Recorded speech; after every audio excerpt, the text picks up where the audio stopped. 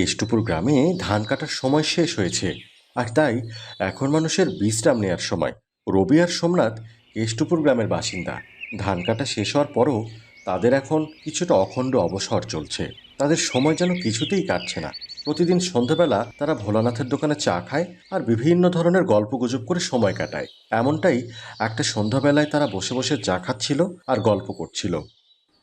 আরে ধুর, লাইফটা একবারে অন্যরকম হইয়া গেল। ধান কাটা শেষ হইয়া গেছে, অথচ এখন আর কাজ নাই। এইটাই হলো ফুর্তি করার বয়স। ঠিকই বলেছিস বন্ধু। একটা বুদ্ধি বার করতো, কি করা যায়?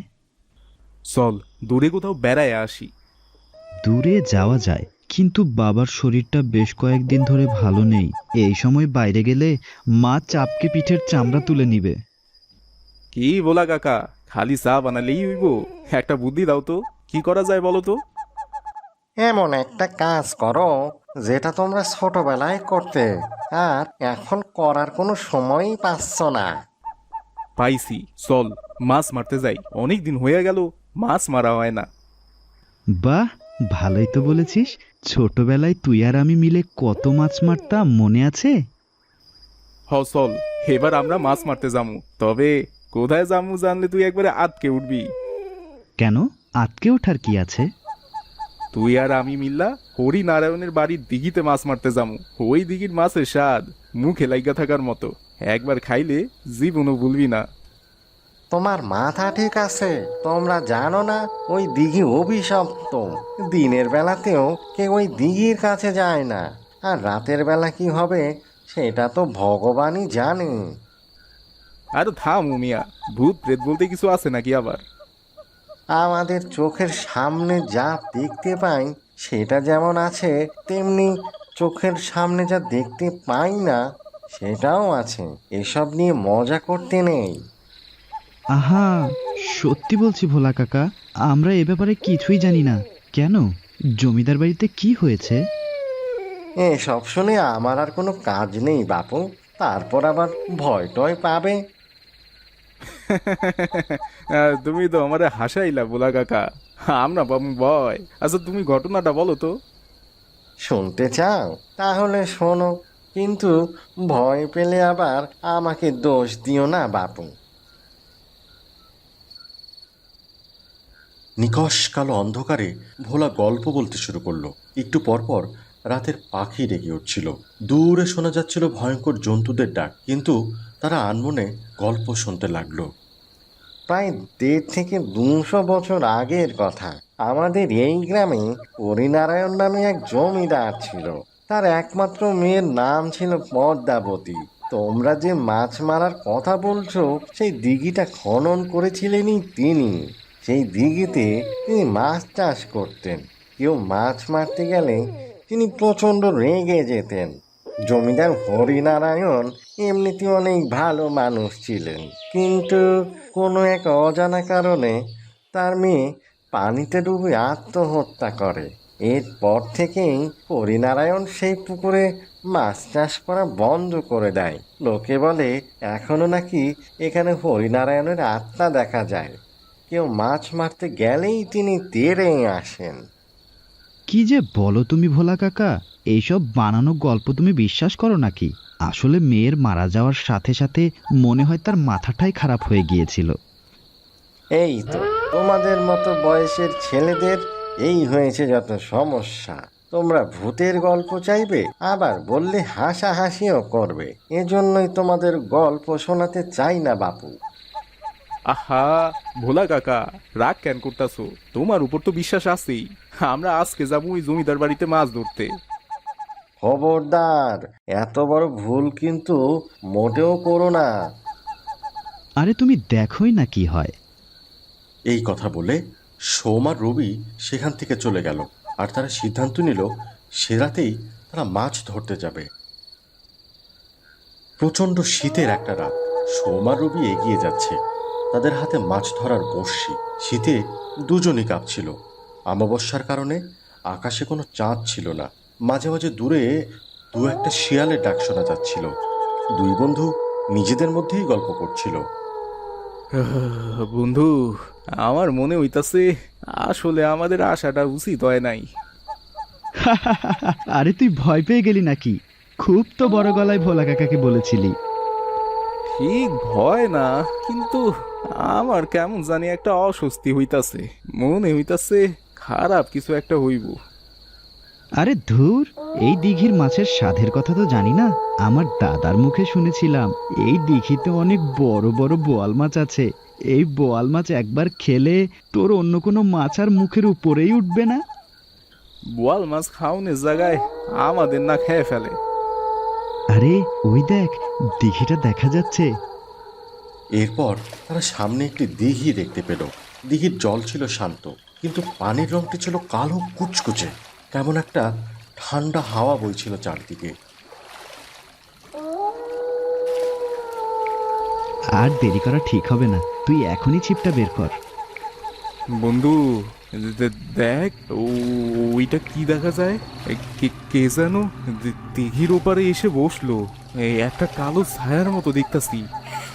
তখন রবি দেখতে পেল একটা কালো ছায়া দিঘির ওপরে এসে বসলো। তার হাতেও একটা মাছ ধরার ছিপ রয়েছে। রবি প্রচন্ড ভয় পেয়ে গেল। আরে এত বড় দিঘি, আমার মনে হয় অন্য কেউ মাছ মারতে এসেছে। তাকে তার মতো শান্তিতে মাছ মারতে দে। ওইটা মানুষ নাকি অন্য কিছু? আমার তো মনে হইতাছে ওইটা কোনো আত্মা হইব। আত্মা নাকি তোর মাথা! যত সব ভুল বকছিস, এসব বাজে কথা বাদ দিয়ে এখন মাছ ধরায় মনোযোগ দে তো। রবি আর সোম মাছ ধরে মনোযোগ দিল। 10 মিনিটের মাথায় তাদের ছিপে বড় একটা মাছ নাড়া দিয়ে উঠল।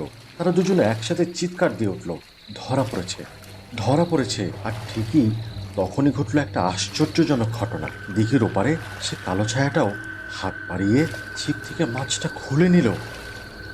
আরে আরে, এই শালা তো মহা বদমাইশ, আমাদের ছিপের মাছ ছাড়িয়ে নিয়েছে। দাঁড়া, দেখাচ্ছি মজা, চল ওকে গিয়ে মজা দেখিয়ে আসি।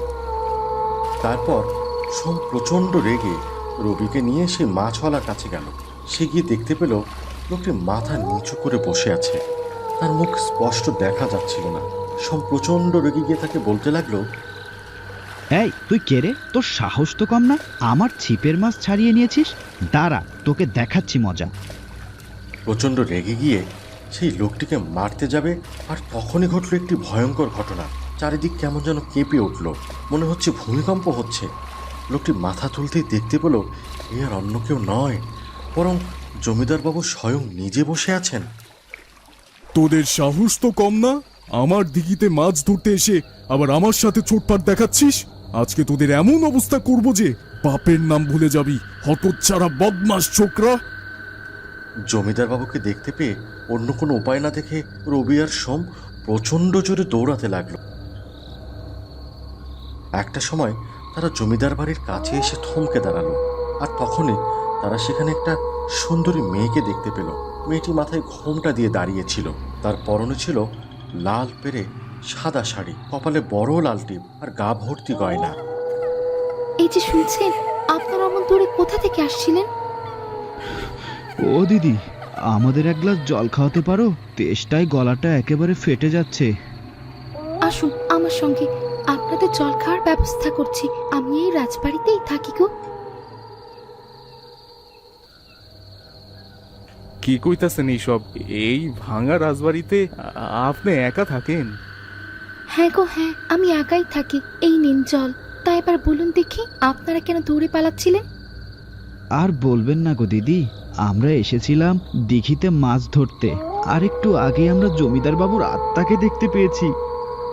আরে এই ব্যাপার, আপনারা মনে হয় ভুল দেখেছেন। জমিদার বাবুর আত্মা দেখা গেলেও তারা আপনাদের কোনো ক্ষতি করবে না। আসলে তিনি অনেক মাছ ভালোবাসতেন। কেউ দিঘির মাছ মারলে তিনি প্রচন্ড রেগে যেতেন। শুনছি জমিদার বাবুর মাইয়া মারা যাওয়ার পর নাকি তার মাথা খারাপ হইয়া গেছিল। হ্যাঁ গো হ্যাঁ, কিন্তু মেয়েটা কিন্তু ডুবে মরেনি, তাকে মেরে ফেলা হয়েছিল। তাকে মেরে দিঘিতে ফেলে দেওয়া হয়েছিল। আপনারা কেন দৌড়ে পালাচ্ছিলেন? কি বলছেন গো দিদি? গ্রামের সবাই জানে পদ্মাবতী আত্মহত্যা করেছিল? সবাই তো আর সত্যিটা জানে না গো ভাই। তবে জমিদারের কোনো দোষ ছিল না। পদ্মাবতী ভালোবাসতো একটি রাখাল ছেলেকে। সে ওই ছেলেকে নিয়ে অনেক স্বপ্ন দেখত। জমিদার হয়ে তো আর রাখালের সাথে নিজের মেয়েকে বিয়ে দেওয়া যায় না, সমাজে যে ছিছি পড়ে যাবে। তাই বাধ্য হয়ে এই জমিদার মেয়েকে মেরে ফেলে। এইটা কেমন বাপ, সে কিনা নিজের মাইয়ার এই মাইরা ফেললো? এত কিছু তুমি কিভাবে জানলা? কেন জানবো না ভাই, আমি তো নিজেই পদ্মাবতী। তোমরা এতক্ষণে বুঝতে পারোনি? আমার আত্মাটা শান্তি পায়নি গো। আমার শেষ কাজটাও বাবা ভালো করে করলো না। এই আত্মা জমিদার বাড়িতে কেঁদে কেঁদে ঘুরে বেড়ায়। আমাকে একটু শান্তি দেওয়ার ব্যবস্থা করো গো ভাই। কি বলছেন আপনি? আপনি কি আমাদের সাথে মজা করছেন? তোমাদের সাথে মজা করে আমার কি লাভ? আমি সত্যিই পদ্মাবতী। এই রাজ্যের রাজকন্যা ছিলাম আমি। আমিও স্বপ্ন দেখতাম ভালো করে সুখে সংসার করার, আমার ভালোবাসার মানুষটিকে নিয়ে ঘর বাঁধার। কিন্তু বাবা আমার সব স্বপ্ন ভেঙে দিল। দাঁড়াও, আমি তোমাদের আমার ভালোবাসার মানুষের ছবি দেখাচ্ছি। এরপর পদ্মাবতী গিয়ে তার প্রেমিক পুরুষের ছবিটি নিয়ে আসলো। সোম আর রবি সেই ছবিটি দেখে অবাক, কারণ সেই ছবিটি দেখতে হুবহু সেই লোকটির মতো লাগছিল। কি করে সম্ভব? ছবিতে তো আমাকে দেখা যাচ্ছে।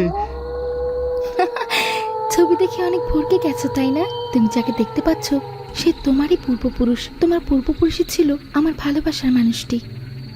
কি বলছেন আপনি দিদি? হ্যাঁ গো, সে তোমারই ঠাকুরদা। সে দেখতে অবিকল তোমার মতোই ছিল। আর তাই আজকে আমি তোমার শরীর দখল করে তার প্রতিশোধ নেব। এখন থেকে আমার আত্মা বাস করবে তোমার শরীরে। তুমি আর এখন সোম থাকবে না, তুমি এখনই হয়ে যাবে পদ্মাবতী। পদ্মাবতীর মুখে এমন কথা শুনে রবি আর সোমের পায়ের নিচের মাটি সরে গেল। তারা প্রচন্ড আতঙ্কে কাঁপতে লাগলো। এমন সময় তারা দুজনে ভয়ে অজ্ঞান হয়ে গেল। এর পরের দিন সকালবেলা গ্রামবাসীরা মিলে জমিদার বাড়ি থেকে তাদেরকে উদ্ধার করে বাড়িতে নিয়ে গেল। কিন্তু এতক্ষণে যা ক্ষতি হবার তা তো হয়েই গেছে। পদ্মাবতীর সেই অতৃপ্ত আত্মা ভর করেছে সোমের শরীরে। বাড়িতে ফিরে সেসব উদ্ভট কর্মকাণ্ড করতে লাগলো। সোম যখন বাড়িতে ছিল তখন তার চোখ রক্তচক্ষু, তার মুখ দিয়ে সাদা ফেনা ভাঙছে। আর তার মা ইন্দ্রবালা প্রচন্ড ভয় পেয়ে গেলেন। এ কি কাণ্ড হলো আমার ছেলের সাথে? হে ভগবান, আমার কপালে তুমি কেন এত দুঃখ রাখলে? বাবা সোম, একটু কথা বল। আমাকে তোমরা মুক্তি দাও গো, আমাকে তোমরা মুক্তি দাও। আমি তো সোম নই, আমি হলাম রাজকুমারী পদ্মাবতী। আমাকে যে বাবা মেরে ফেলেছে গো, আমার অনেক কষ্ট। কি বলছিস কি তুই? তোর কি হয়েছে বাবা? এই বুড়ি, তোকে কতবার বলেছি আমাকে সোম বলে ডাকবি না? আমার নাম পদ্মাবতী, আমি রাজকুমারী পদ্মাবতী। আমাকে তাড়াতাড়ি তোরা মুক্তি দেওয়ার ব্যবস্থা কর, আমার অনেক কষ্ট। এরপর ইন্দ্রবালা বুঝতে পারলেন এ সোম নয়, এর শরীরে ঢুকে পড়েছে ভয়ঙ্কর কোনো প্রেতাত্মা। আর তাই সে এক মুহূর্ত কাল বিলম্ব না করে সে ছুটে গেল পুরুত মশাইয়ের কাছে। পুরুত মশাইয়ের কাছে সমস্ত ঘটনা খুলে বললেন। পুরুত মশাই বুঝতে পারলেন যদি কোনো আত্মা পৃথিবীতে তুষ্ট না হয় তাহলে সেটি প্রেতাত্মা হয়ে ঘুরে বেড়ায়। তিনি তড়িঘড়ি করে সোমের বাড়িতে ছুটে আসলেন সোমের সাথে কথা বলার জন্য। এসেই তিনি বড় একটা যজ্ঞের আয়োজন করলেন। আর সেই যজ্ঞের মাঝখানে সোমকে বসানো হলো। চারিদিকে ধূপের ধোঁয়া। তিনি এক মনে মন্ত্র পড়তে থাকলেন। এই এই সব বাদ দিয়ে এখন তাহলে এই পুরুতকে ডেকে এনেছিস তাই না? তোরা কি ভেবেছিস পুরুত মশাই এখানে আসলে আমি সোমকে ছেড়ে দেব? রাজকুমারী পদ্মাবতী, আপনি আমার অভিবাদন গ্রহণ করুন। আমি বুঝতে পেরেছি আপনার সাথে অনেক বড় অন্যায় হয়েছে। কি করলে আপনার আত্মা শান্ত হবে? পুরুত মশাইয়ের মুখে এমন মিষ্টি কথা শুনে রাজকুমারী পদ্মাবতীও কাঁদতে লাগলো। সে পুরুত মশাইকে বলতে লাগলো, ও ঠাকুর মশাই, আমার কিন্তু অনেক কষ্ট। বাবা আমার দেহটাকে কোনো সৎকার করেনি। আমার দেহটিকে ফেলে দেওয়া হয়েছিল ওই দিঘির পানিতে। জানেন পুরুত মশাই, দিঘির পানি ছিল প্রচন্ড ঠান্ডা। সেখানকার মাছেরা আর হিংস্র প্রাণীরা আমার দেহটাকে ছিঁড়ে ছিঁড়ে খেয়েছিল। আমার তখন খুব ব্যথা লাগছিল। আমার আত্মা চিরকালের জন্য এই পৃথিবীতে আটকে গেছে। কেউ আমার মুখে পিণ্ডিও দেয়নি। এরপর তো বাবাও মারা গেল। আমাকে আপনারা ভালো করে সৎকার করুন। দিঘির পানিতে এখন আমার হাড়গুলো রয়েছে, সেইগুলো দিয়ে আমার অন্ত্যেষ্টি করুন, তাহলে আমার আত্মা স্বর্গ লাভ করবে। ঠিক আছে মা, আমি কথা দিচ্ছি তোমার সৎকার ভালোভাবেই হবে। কিন্তু তুমি দয়া করে সোমের দেহটি ছেড়ে দাও। পুরুত মশাইয়ের কথায় পদ্মাবতী রাজি হল। পুরুত মশাই আর একদিনও দেরি করল না। পরের দিনই তিনি গ্রামবাসীকে নিয়ে সেই দিঘিতে জাল ফেললেন। এই দিঘি থেকে তার হাড়গোড় উদ্ধার করা হলো। এরপর সকল নিয়ম আর আচার আনুষ্ঠানিকতা মেনে তার শ্রাদ্ধ সিদ্ধি করা হলো। শ্মশানে তার দেহটা দাহ করা হয়েছিল, তার মুখে দেওয়া হয়েছিল পিণ্ডি। শুধু কি তাই, প্রতি বছর গ্রামবাসী পদ্মাবতীর মৃত্যুর দিনে পূজা করত। গ্রামবাসী অনেক অজানা কারণে এই নিরীহ মেয়েটিকে অনেক ভালোবেসেছিল।